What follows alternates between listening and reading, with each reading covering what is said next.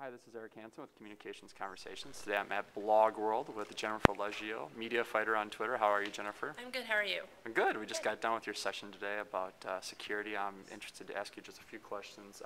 You talked about cyber squatting and how in 2008 cyber squatting was still up 18%, which is kind of confounding to me. But what are some simple steps organizations who are still seeing problems here, what can they do to kind of mitigate that risk? So the best thing that they can do is just be aware and do tracking, and there are a lot of different services that they can use to track those brands, their brands online. They can just do simple Google alerts, and they should do variations of it because of situations like typo squatting, which is when people take the brand name and just alter it slightly.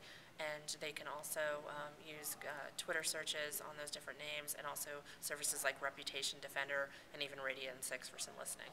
Okay, great.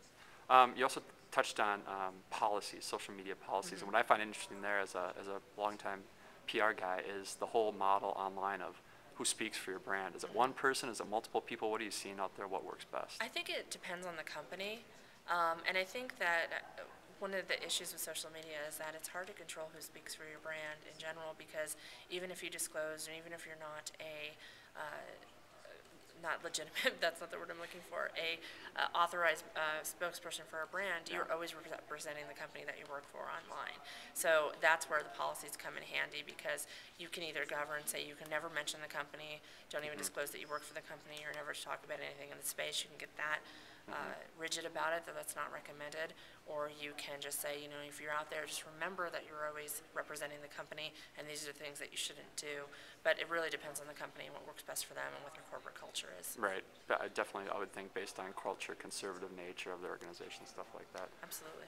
Finally, you talked a little about security training and how organizations need to educate their employees better because they're interacting on social platforms, just on the web in general.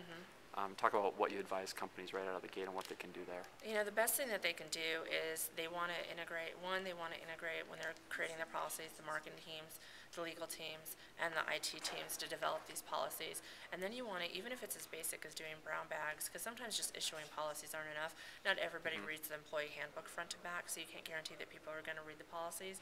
But you can do fun lunch brown bags, you can do pop quizzes with people, you can do surveys to see what people know, and then offer incentives for those types of things.